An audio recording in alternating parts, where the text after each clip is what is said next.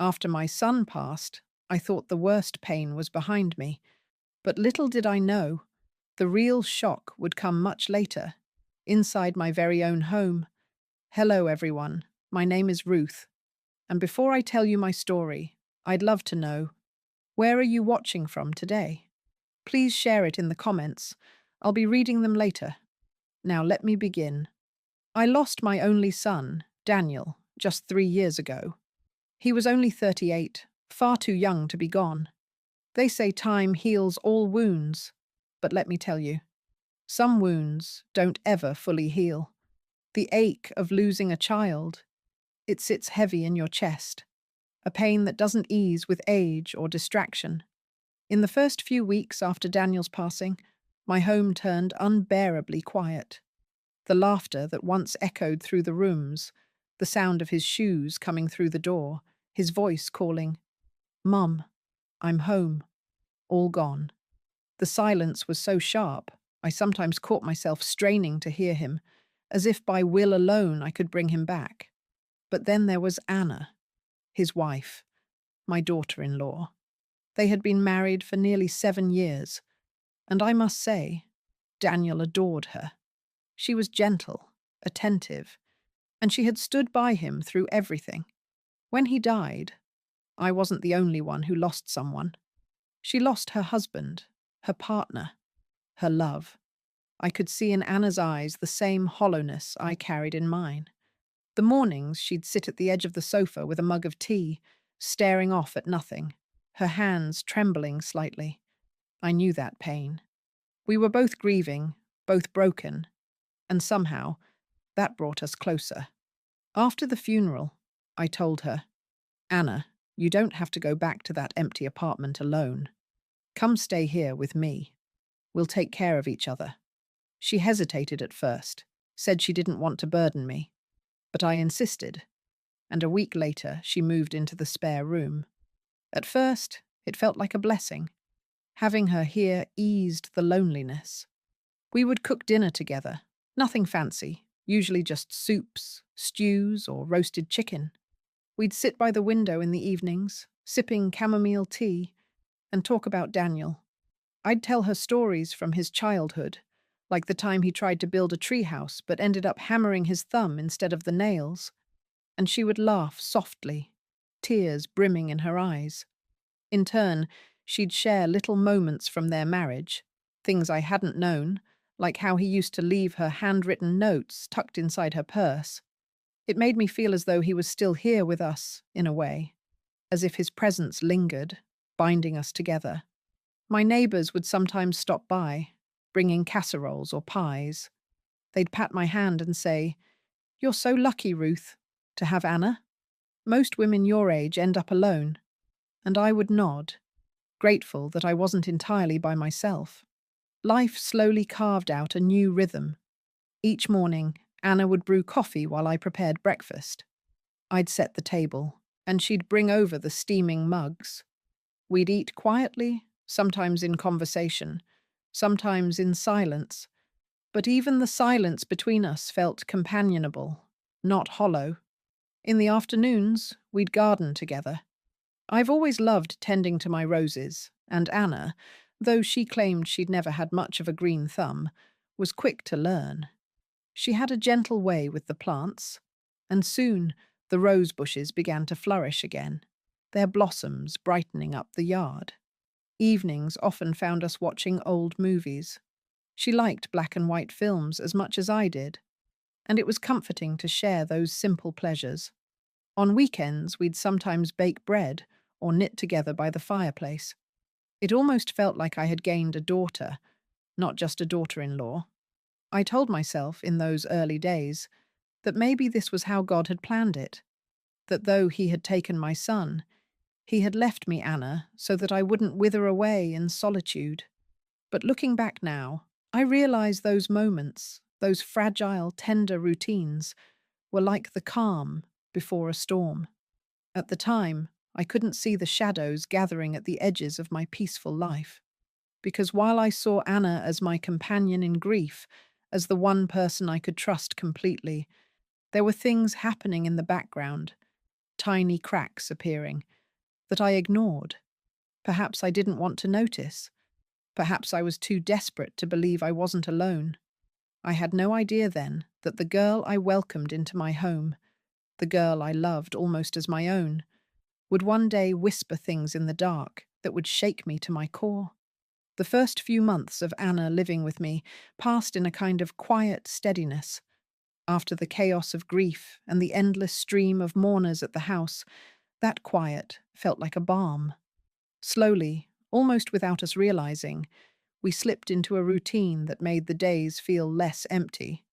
Every morning, I would rise before the sun, as I always had, and pad down the hallway to put the kettle on. But now, instead of sitting alone at the kitchen table with my tea, I would hear the faint sound of footsteps behind me. Anna, wrapped in her robe, hair still mussed from sleep, would smile faintly and say, "Good morning, Ruth." I can't explain how much comfort those 3 words gave me in those days. The presence of another human voice, gentle and familiar, softened the edges of my sorrow. We made a ritual of it. I would butter the toast, she would scramble the eggs, and together we would carry our plates to the little table by the window. The sun would stream in, catching the steam rising from our mugs. Sometimes we talked about Daniel, funny memories, things he used to say. Other times, we just ate in silence, each lost in our thoughts. But even in the silence, I felt companionship. After breakfast, Anna would go off to her part-time job at the library, and I would tend to the house or the garden. I had given up my church committees after Daniel died, saying I didn't have the heart for them anymore. But with Anna in the house, I found myself taking on small projects again. We even started baking together once a week. Loaves of bread, apple pies, even a cake for the neighbor's birthday. In the evenings, we had our walks. Just around the block at first, slow and quiet. She would tuck her arm through mine, and I would tell her about the families who lived in each house, the gossip of the neighborhood. She listened intently, nodding, sometimes smiling. Once, she said, "It feels nice to belong somewhere." I squeezed her hand when she said that. I wanted her to feel that this was her home too. There were moments when I thought, this must be what it feels like to have a daughter. And truthfully, I clung to that feeling. At my age, friends had moved away or passed on. My siblings were gone. Anna's presence filled a hollow space in my life that I hadn't even known how to name. The neighbors noticed too.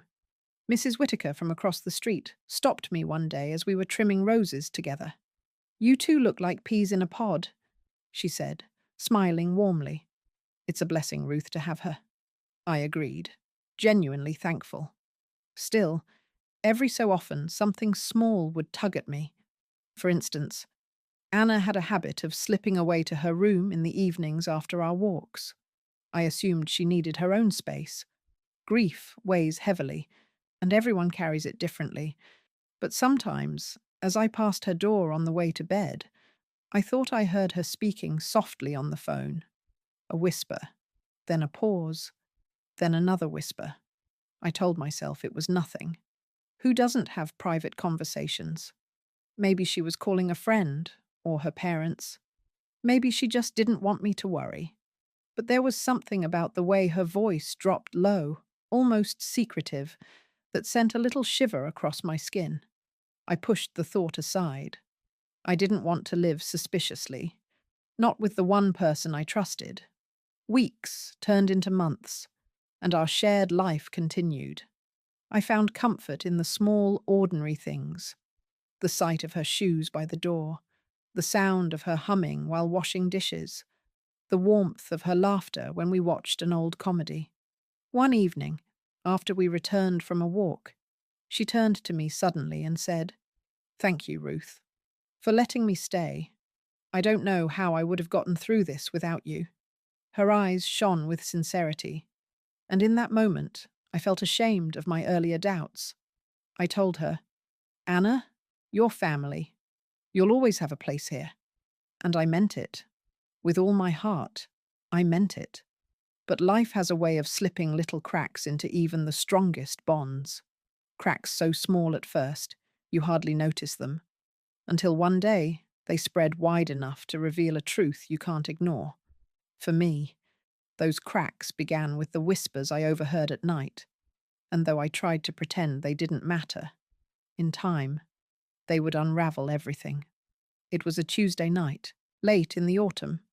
I remember because the wind rattled the branches outside, and the house felt drafty in a way it hadn't all summer. I'd gone to bed early with a book, but sleep wouldn't come. The house, usually so still, seemed to hum with some restless energy. I got up for a glass of water, padding quietly down the hall in my slippers. That's when I noticed it. The faint sound of Anna's voice. Her door was nearly closed, just a sliver of light spilling into the dark hallway. At first, I smiled to myself, thinking she must be catching up with an old friend. But then, as I passed, a few words slipped through that thin crack in the door.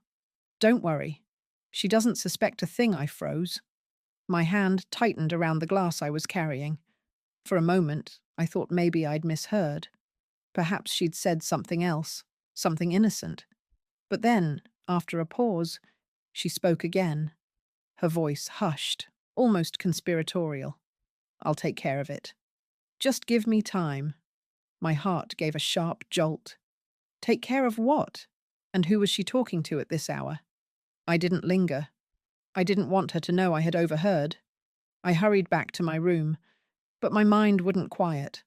I lay awake, staring at the ceiling, the phrases looping endlessly in my head. She doesn't suspect a thing. I'll take care of it.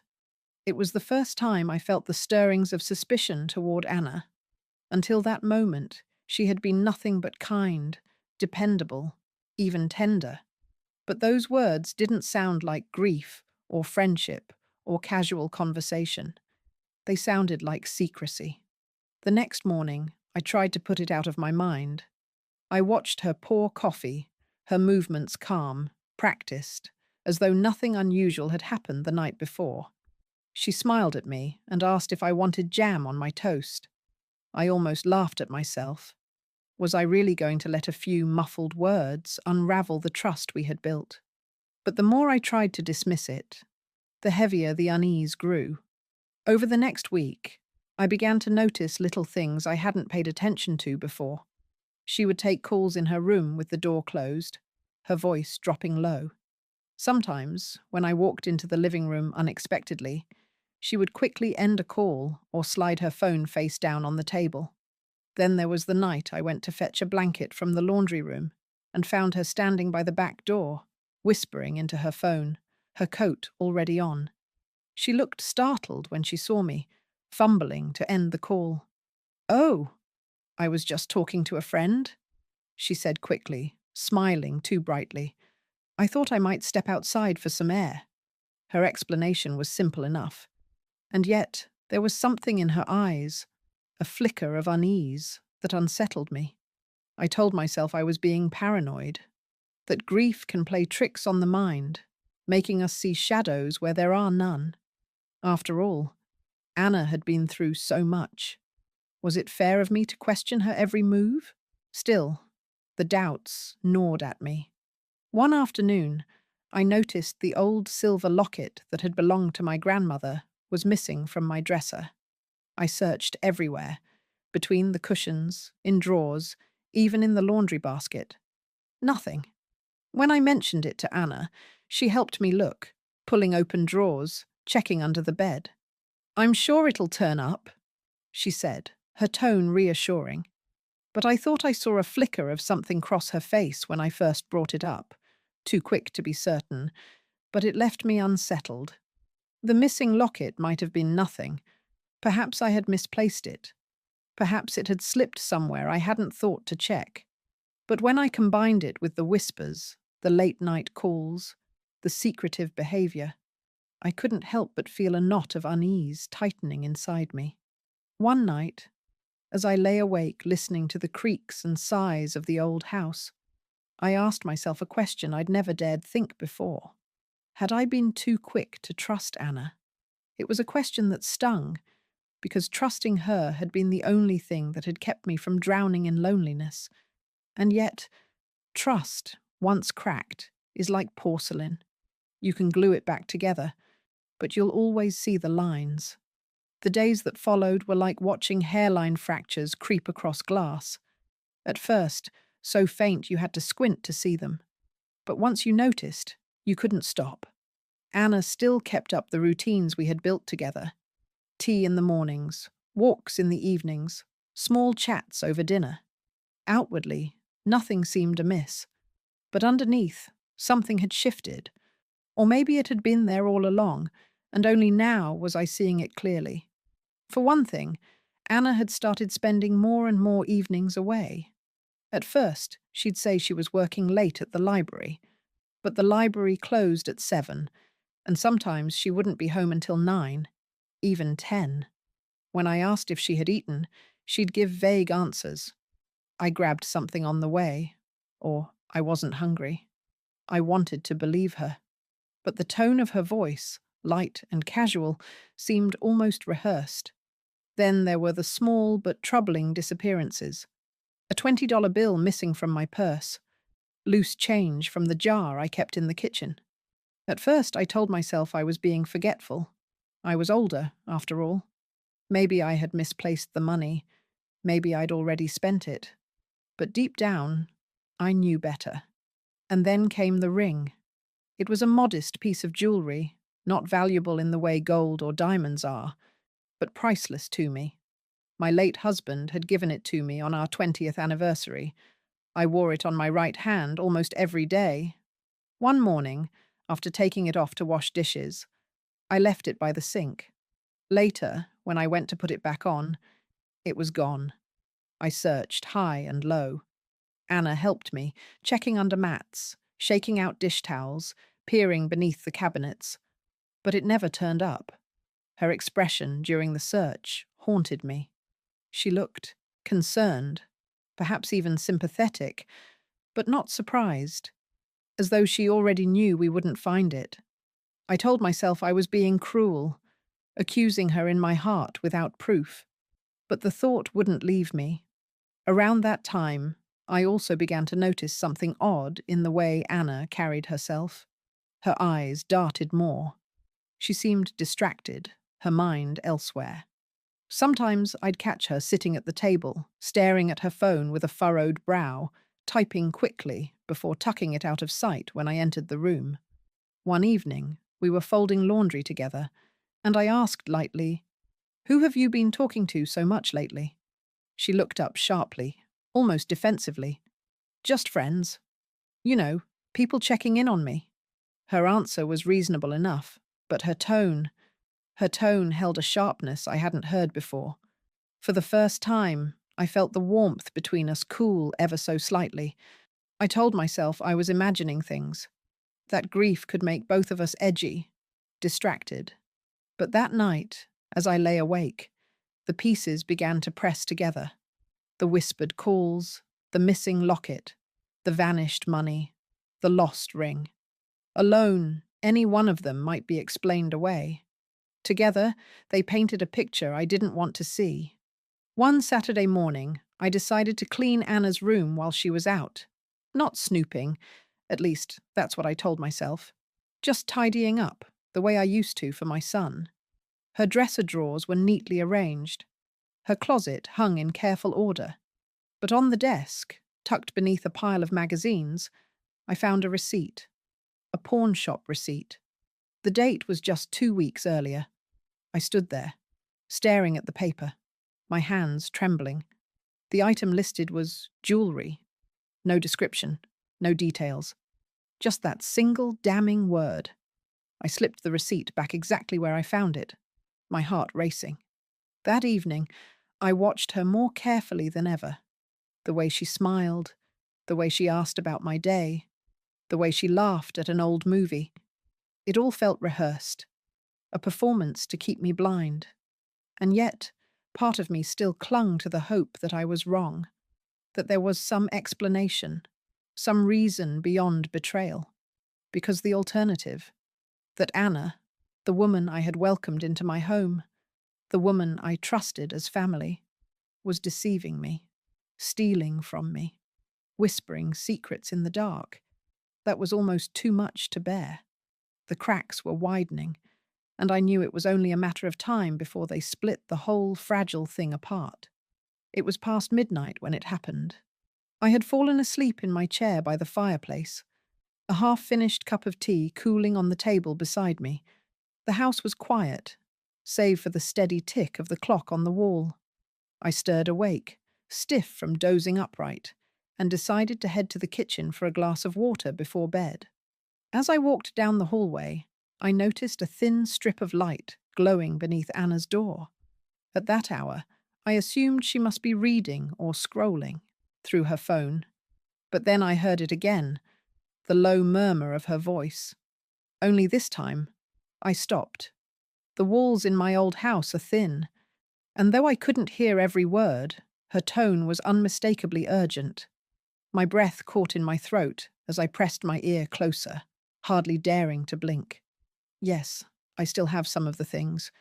She hasn't noticed yet. My stomach dropped. My hands went cold.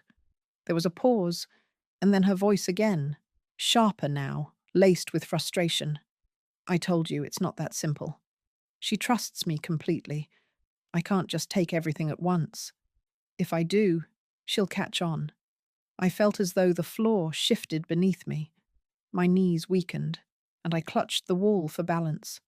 She was talking about me, about my things. Another pause. Then she whispered, "The insurance money will come through soon. Once it does, we'll have more than enough. Just be patient, insurance money. My son's policy." My heart hammered in my chest so loudly I feared she'd hear it from the other side of the door. I staggered back, horrified. Suddenly, every missing coin, every vanished trinket, every pawnshop receipt made sense. She wasn't just a grieving widow finding her footing. She was planning something deliberate. I stumbled into the kitchen, my legs trembling beneath me. My mind raced. Could she really be doing this?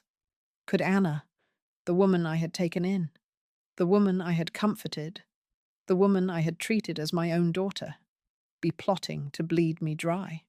I gripped the edge of the counter, trying to steady my breath. My first instinct was denial. No, it couldn't be. Maybe I misheard. Maybe she meant something else. But the words were clear. She hasn't noticed yet. She trusts me completely. Insurance money. I stood there in the dark, my whole world suddenly tilted, unsure of what to do. When I finally crept back to my room, sleep was impossible. I lay awake for hours, staring into the blackness, listening to the faint rise and fall of Anna's voice through the wall. Images flashed through my mind. Her smile across the breakfast table, her gentle laugh when we watched movies, the way she had squeezed my hand on our walks. All of it now felt like a mask, carefully constructed to lull me into a false sense of security. By dawn, I had worked myself into a state of near panic. I brewed coffee with trembling hands and waited for her to come into the kitchen. When she finally did, she looked fresh, calm, almost radiant. "Morning," she said, reaching for a mug. I studied her face, searching for cracks in her expression, some sign of the woman I had overheard. But she was flawless, smiling, polite, carrying on as though nothing had happened. I wanted to scream. I wanted to demand answers, but I held my tongue. For the first time since Daniel's death, I was afraid, truly afraid, in my own home. That day, I couldn't focus on anything. The newspaper lay unread in my lap. The roses in the garden drooped, neglected.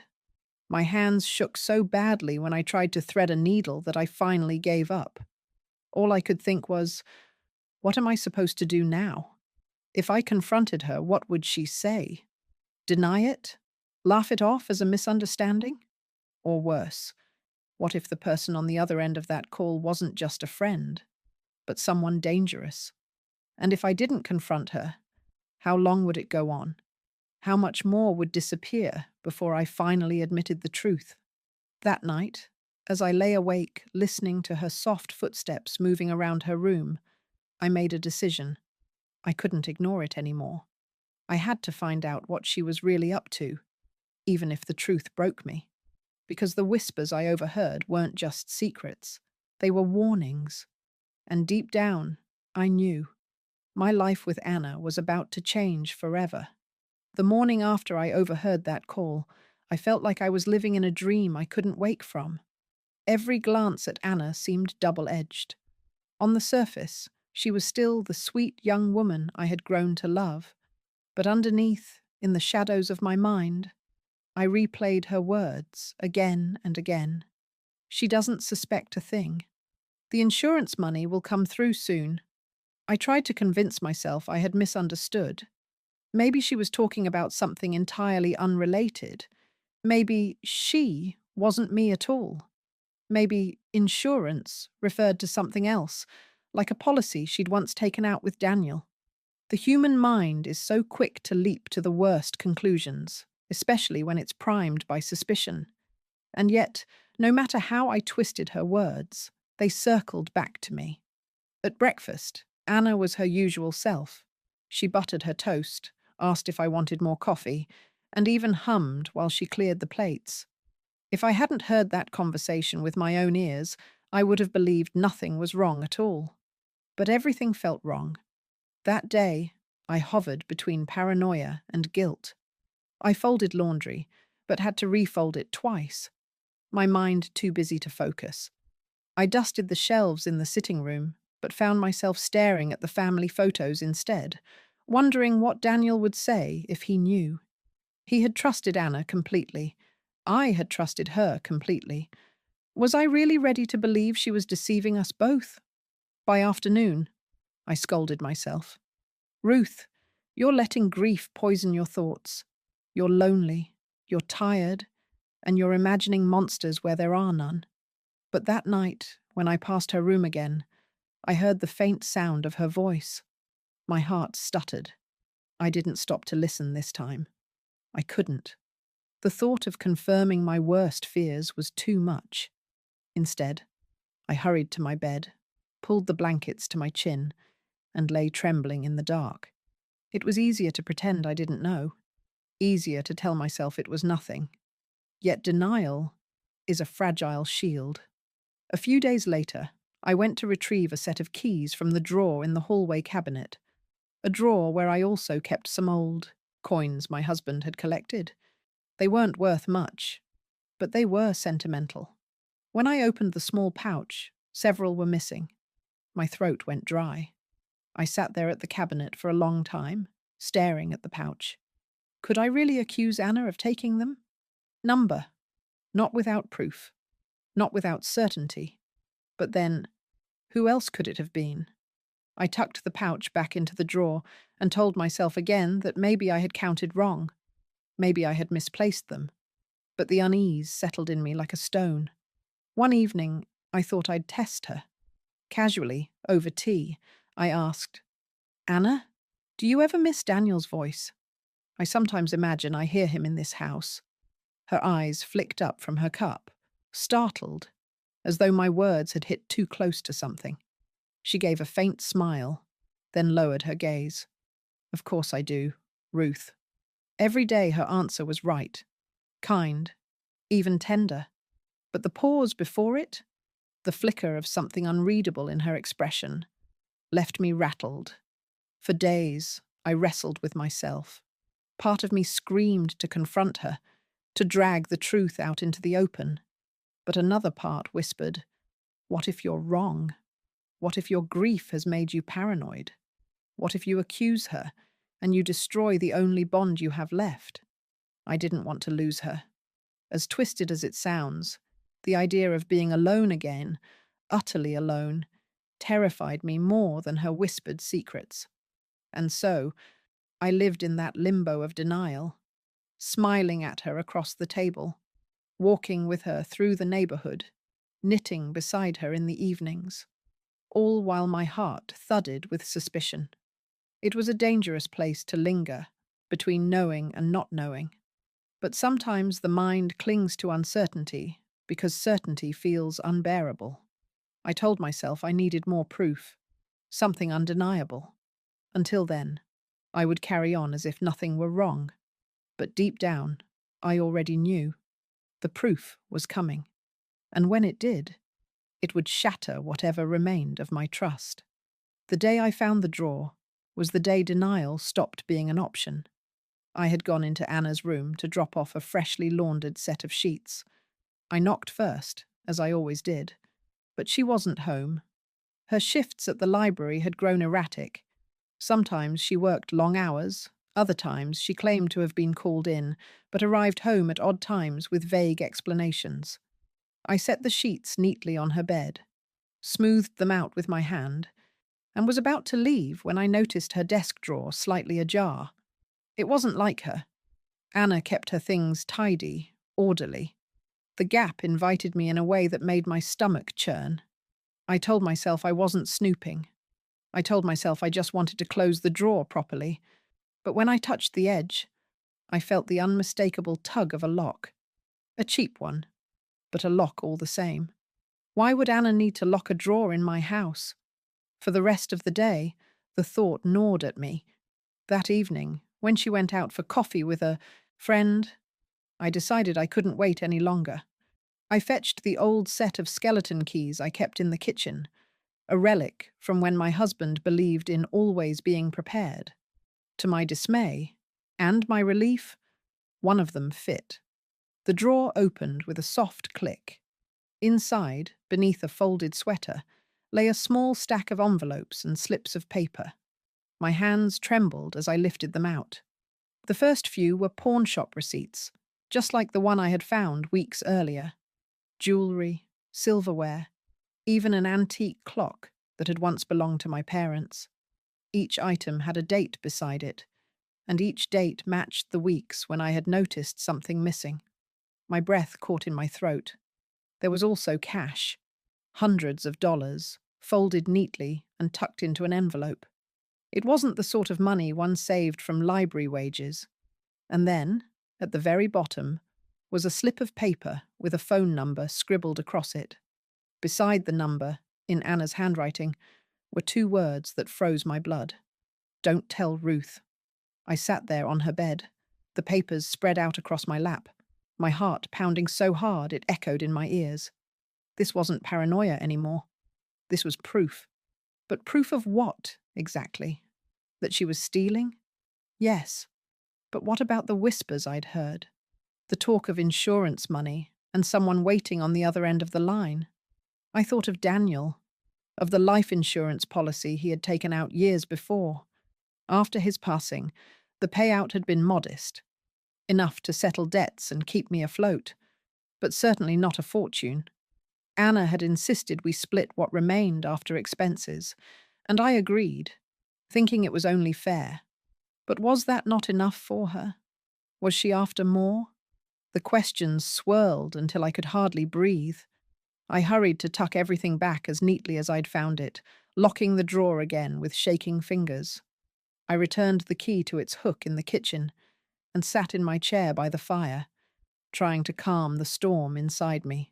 When Anna came home later that evening, she was cheerful, humming as she kicked off her shoes. She joined me in the sitting room, chatting about nothing in particular, how the weather had turned colder, how a neighbour's dog had followed her down the block. I nodded and smiled, my face stiff, my hands clenched in my lap. All the while, my mind replayed the words on that slip of paper. Don't tell Ruth. Who was she hiding this from me for? Who was she talking to? The mask she wore was flawless, but now I could see the cracks beneath it.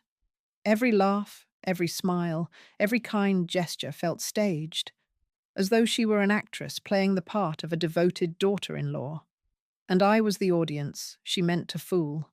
That night, long after she had gone to bed, I sat awake, staring into the flames of the fireplace. I realized with a sinking heart that whatever bond we had shared, the fragile closeness forged in grief, was nothing but a cover. Anna had an agenda, one carefully hidden, and I had stumbled into its shadows. But I also knew one thing. If she thought I was blind, she was wrong. The next morning, I woke with a plan. I couldn't go on pretending. The receipts, the cash, the slip of paper with those damning words, they screamed at me even when I closed my eyes. Still, I wasn't ready for a full confrontation. No, not yet. But perhaps I could coax the truth out of her, ease into it. At breakfast, I watched her butter her toast, humming softly. Her hair was pulled back neatly, her robe tied just so. She looked every bit the image of innocence. I cleared my throat. "Anna," I said casually, "you've been on the phone quite a lot lately. Who have you been talking to?" She froze for the briefest moment, just long enough for me to notice. Then she smiled, as smooth as silk. "Oh, just friends checking in on me. You know how it is after a loss. People worry." Her tone was light, but her eyes flickered, quick, nervous. I sipped my coffee to hide the way my hands trembled. "I suppose so," I replied, forcing my voice steady. "Still, it's unusual to be on the phone so late at night, isn't it?" This time she laughed. A quick, airy laugh that didn't quite reach her eyes. "You know how young people are. Night owls. I can't seem to fall asleep until after midnight." It was a good answer. Too good. "Rehearsed?" I decided to push a little harder. "Funny thing," I said, setting my cup down. "I was looking through some old drawers the other day. Can't find that silver locket of mine anywhere. Or my ring. Have you seen them?" Her fork clattered against her plate. For a heartbeat, her face was blank. Then quickly she composed herself. "No, I haven't. But I'll help you look again. I'm sure they'll turn up." Her voice was steady, but there was something in her eyes. A flicker. A shadow. The way someone looks when they've been caught, but refuse to admit it. I let it drop, though my heart was racing. I smiled faintly and said, "Yes, I'm sure you're right." But in that moment, I knew. Later that day, I tried again. We were folding laundry together in the sitting room, the scent of lavender detergent filling the air. I kept my tone light. "Anna, I hope you know you can be honest with me. If you're struggling, or if you need something, I'd rather you tell me than hide it." She looked up sharply, her cheeks flushing. "Why would you say that?" "I just worry about you," I said gently. "We've both lost so much. I don't want to lose our trust in each other too." Her eyes softened for a brief moment, and I thought, just maybe, she might confess. But then, just as quickly, her expression hardened. "I'm fine, Ruth. Really. You don't need to worry about me." She stacked the folded towels briskly, her movements clipped, and ended the conversation by standing up to carry them away. It was the first time I'd felt a true wall between us. That night, as we sat watching an old black and white film, I stole glances at her from the corner of my eye. She laughed at the right moments, even quoted one of the lines we both loved. But her smile seemed thinner, her shoulders tenser. She knew I had grown suspicious. And perhaps she suspected too, that I had seen more than she wanted me to. I went to bed with my heart heavy. My attempt at confrontation had failed, not because she had denied it, but because she had sidestepped so carefully, so skillfully. It left me with a chilling realization. Anna wasn't just hiding something. She was protecting it, guarding it, determined not to let me pry it from her. The mask was slipping, but she was still wearing it, and I was left wondering, how long could I live under the same roof with her, knowing what I knew before everything came crashing down? I told myself I wouldn't listen again. That eavesdropping was beneath me, that it would only deepen the wedge already forming in my heart. But when suspicion festers, it gnaws at you, night after night, until resistance crumbles. It was nearly 1 in the morning when I heard it. The low murmur of Anna's voice seeping through the thin walls, urgent and hushed. I sat up in bed, pulse racing. This time I couldn't stop myself. Quiet as a shadow, I slipped from beneath the covers and crept down the hall. Her door was slightly ajar, and the faint light spilled into the darkened hallway. I leaned closer, straining to catch every word. Yes, I have more. The ring, the locket, some of her husband's old things. I told you it's taking longer than I thought. My breath caught. My hand flew to my mouth to stifle the gasp. There was a pause. Then she spoke again, sharper this time. No, she doesn't suspect anything. She thinks I'm grieving, just like her. She trusts me completely.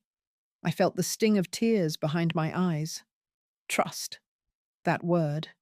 She had wielded my trust like a weapon, turning it against me. The voice on the other end must have said something urgent, because Anna's reply came quickly, almost angrily. Don't talk about him like that. He died, and we did what we had to do. This isn't easy for me either. My heart stopped. We did what we had to do. The words struck like thunder. Was she speaking about Daniel? About his death? My knees weakened, and I had to brace myself against the wall. The conversation continued, her voice trembling now. Once the rest of the insurance money comes through, we'll be fine. We just need to finish this. Please, don't push me. Silence followed, broken only by the faint hum of the phone line. Then a soft sob escaped her lips. She whispered, I miss him too. But this is the only way. I stumbled back, my mind spinning. The only way? The only way to what? I returned to my room and sat on the edge of the bed, my whole body trembling. The words repeated in my mind like a broken record. She had admitted to stealing my things. That much was undeniable. But the darker suggestion that she and someone else had done what they had to do when Daniel died shook me to my core. Was she saying his death wasn't what I thought? The doctors had called it a sudden cardiac event, a tragedy, but not unheard of. But what if there was more? The thought was too terrible to hold, and yet it lodged itself in my chest like a shard of glass. For the next few days, I watched her closely. She tried to carry on as usual, helping in the kitchen, chatting about the weather, laughing at the television. But I saw it now, the tension in her shoulders, the way her eyes darted when I asked even the simplest questions.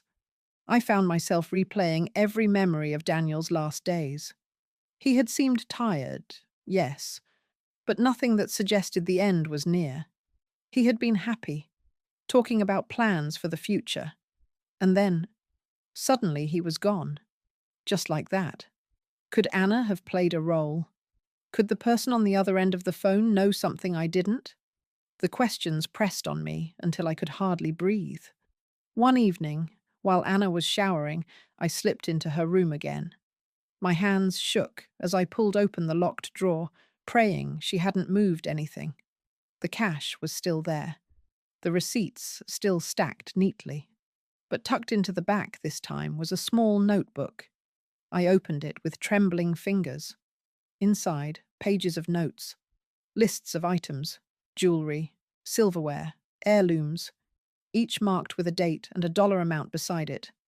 And then, on one page, a name I didn't recognize, just a first name, Mark. Beside it, a phone number, and beneath that, in Anna's handwriting, wait until she's ready. I snapped the book shut, my heart pounding. Whoever Mark was, he was the man on the phone, the one pushing her, the one tied to whatever we had to do meant. I tucked everything back quickly, my hands clammy with fear, and retreated to my room. That night, I lay awake staring at the ceiling, knowing that the truth was no longer avoidable. Anna wasn't just hiding debts, or sneaking out, or pawning trinkets. She was entangled in something darker, something that reached back to Daniel's death. And if I didn't act soon, I feared I might be the next piece in her game. I couldn't carry it any longer. The lies, the secrets, the pawning of my things.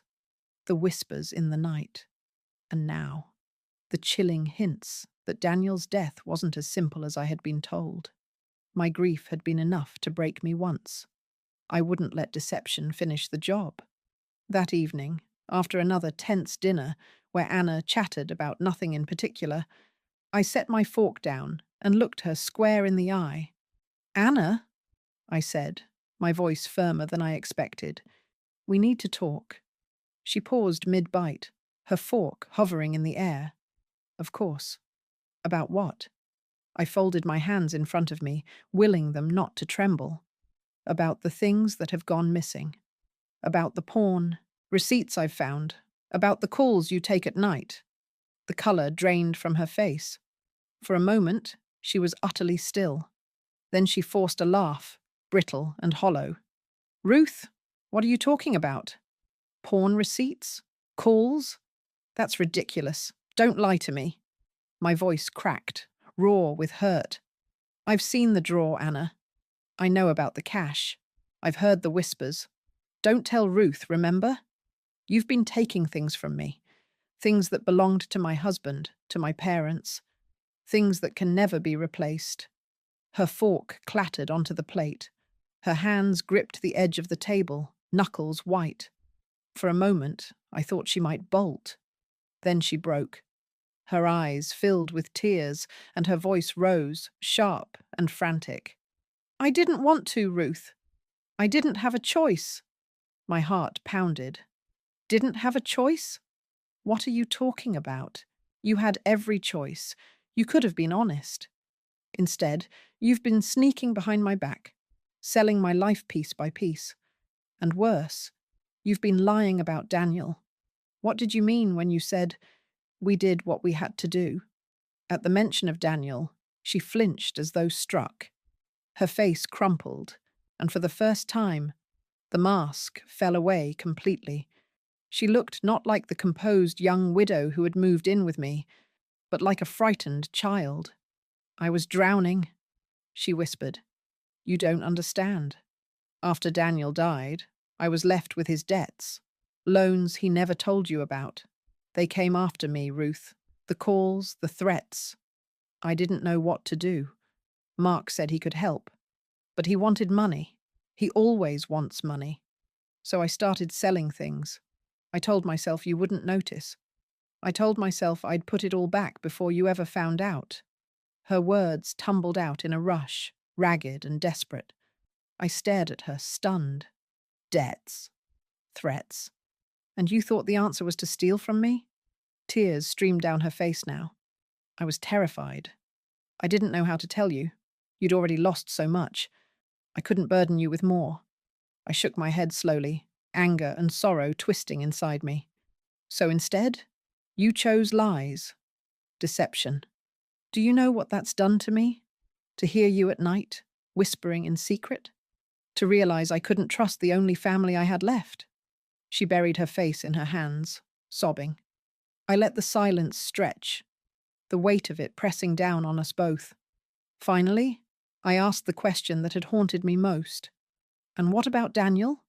What did you mean when you said, 'We did what we had to do'?" Her sobs quieted. She lowered her hands slowly, her eyes swollen and red. She shook her head. I didn't hurt him, Ruth." "God, no. He was already sick. The doctors didn't tell you everything. He'd been hiding it from both of us. He didn't want to worry you. But he owed money to people he never should have gotten involved with. Mark was one of them. After Daniel died, they came for me. That's what I meant. I had to deal with it." Her explanation hit me like a storm. Part of me wanted to believe her, to cling to the idea that Daniel's death hadn't been manipulated, that he had simply left this world too soon.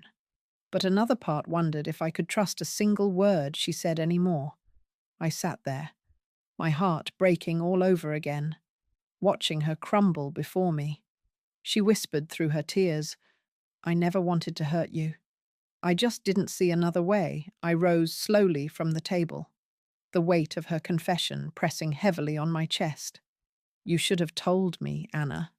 I might have helped you. But instead, You've turned our home into a place of secrets and shadows." Her face twisted in anguish. "Please, Ruth, don't turn me out. You're all I have left." And in that moment, I realized the choice before me: to let her stay, despite everything, or to send her away and reclaim the fragile peace I had left. Either way, nothing would ever be the same again. After Anna's confession, the house felt unbearably heavy. The silence between us was no longer comfortable. It was suffocating, filled with everything left unsaid. I sat in my chair by the fireplace, staring into the flames, while Anna hovered in the doorway, her eyes swollen from crying. "Ruth," she said softly, almost timidly, "please, say something." I didn't answer at first. My mind was a storm. I thought of the countless evenings we'd spent laughing together, the way she had helped me through the worst of my grief, the comfort of her presence in this house that once felt so unbearably empty.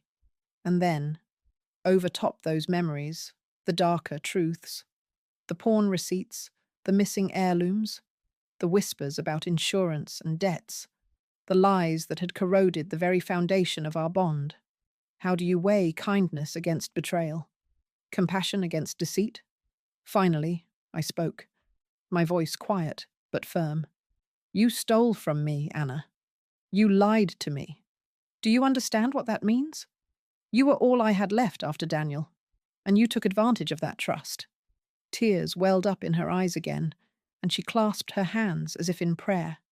I know I've been awful, but I was desperate.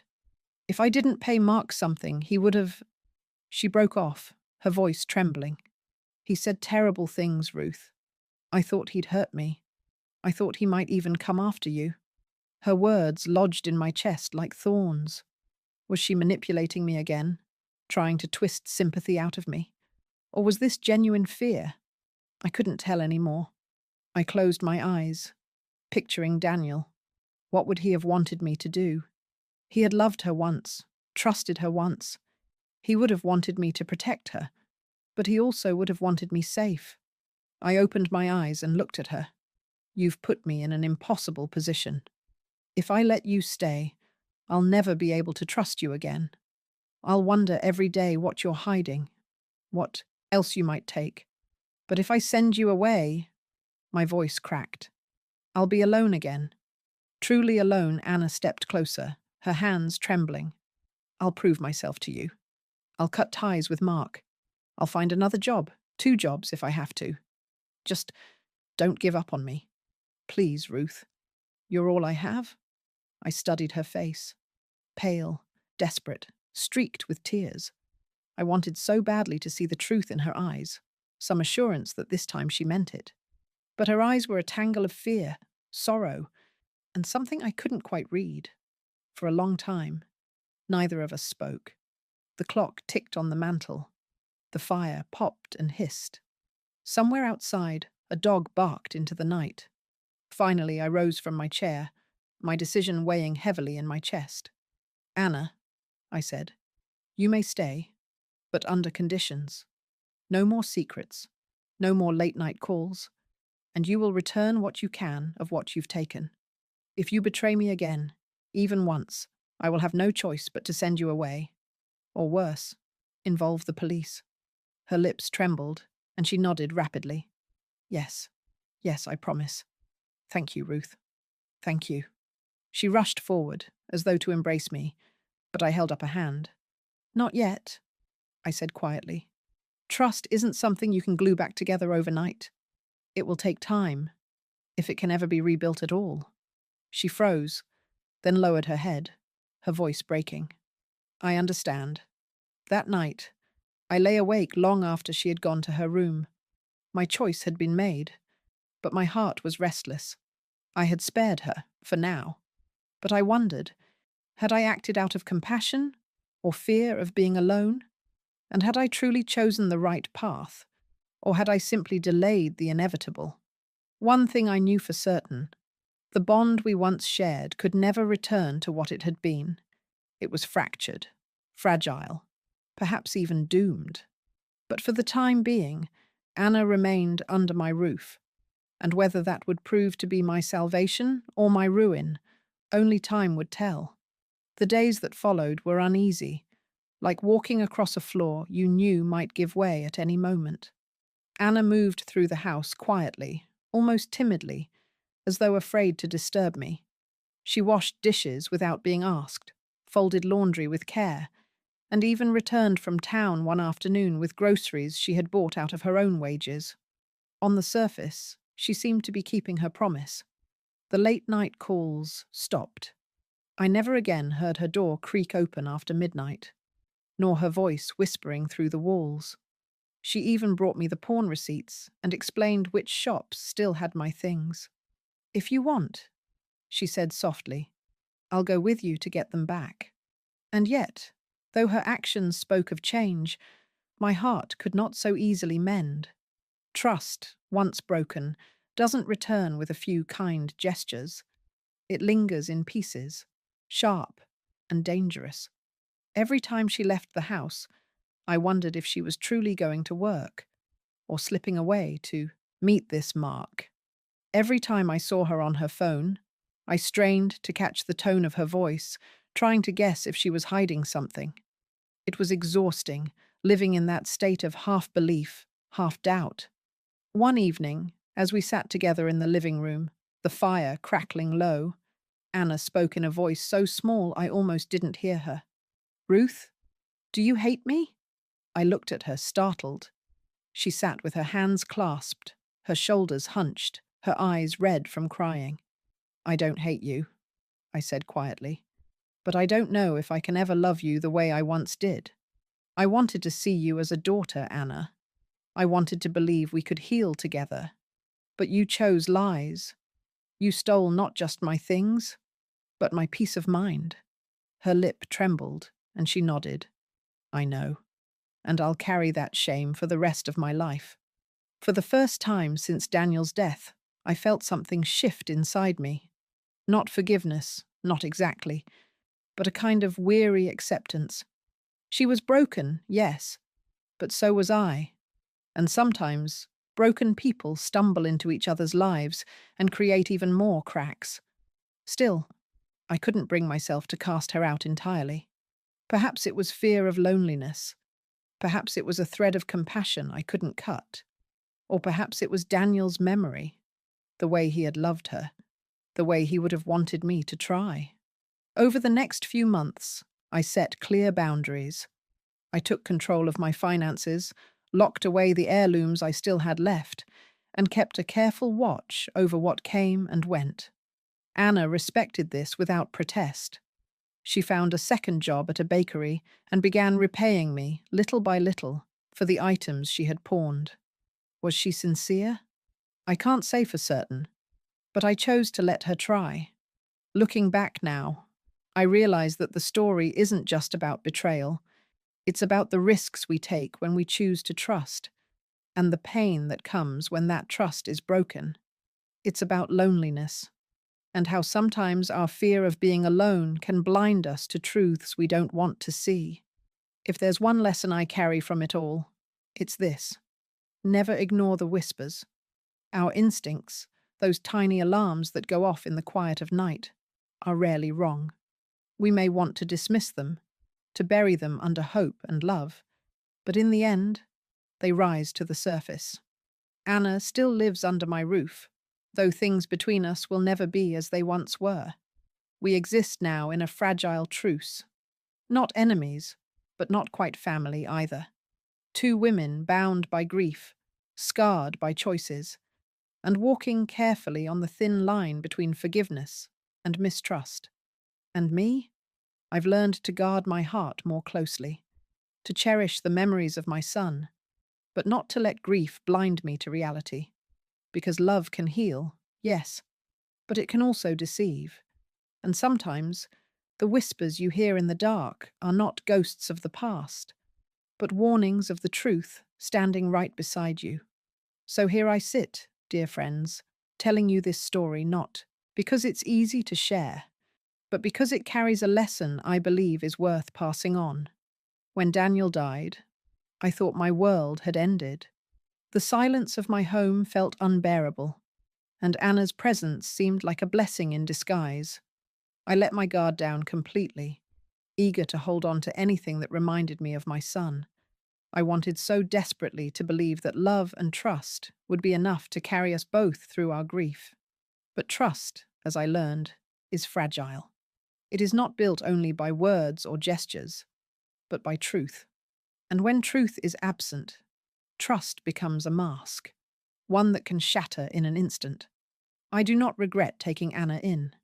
She needed a home, and in many ways, I needed her too.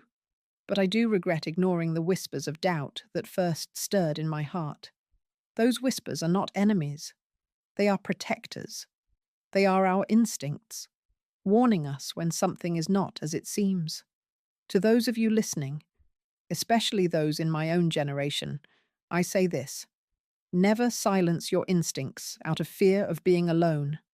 Loneliness is hard, yes, it weighs on the soul, but it is far better to face loneliness with dignity than to fill your home with lies and betrayal. Anna remains here, under my roof, though our relationship is not what it once was. We move through the house like two shadows, sometimes companionable, sometimes strained, always cautious. She is working now, slowly repaying me, and for that I give her credit. Perhaps one day, true forgiveness will bloom between us. Perhaps not. Only time will tell. Do I believe she loved Daniel? Yes, I do. I saw it in her eyes when we spoke of him. Do I believe she was consumed by fear and poor choices after his death? Yes, that too. But those truths do not erase the pain she caused me. They live side by side, in a strange and complicated balance. And maybe that is the greatest truth of all. Life is rarely simple. People are rarely wholly good or wholly bad. We are all mixtures of love and fear, of hope and mistakes. What I know now, at my age, is that holding on to bitterness only poisons the soul. So I choose to let go, not to forget, not to excuse, but to move forward, to live the days I have left with as much peace as I can. If my story leaves you with anything, let it be this: protect your trust, but do not close your heart. Be cautious, but do not harden yourself so much that you cannot love. And when whispers stir in the quiet of night, listen. They may be the voice of your own wisdom trying to keep you safe. I've told you my truth, as painful as it was to speak aloud. Now I'd like to hear from you. Where are you watching from tonight? And have you ever had an experience where your instincts warned you, where the whispers in the dark turned out to be right? Share your stories in the comments below. Perhaps together we can learn from one another and remind ourselves that no matter how old we are, no matter how heavy the burdens we carry, we are never truly alone. Thank you for staying with me until the end. It has meant more than I can say. And remember, sometimes the things we fear to overhear are not curses, but gifts, truths that protect us, even when they break our hearts.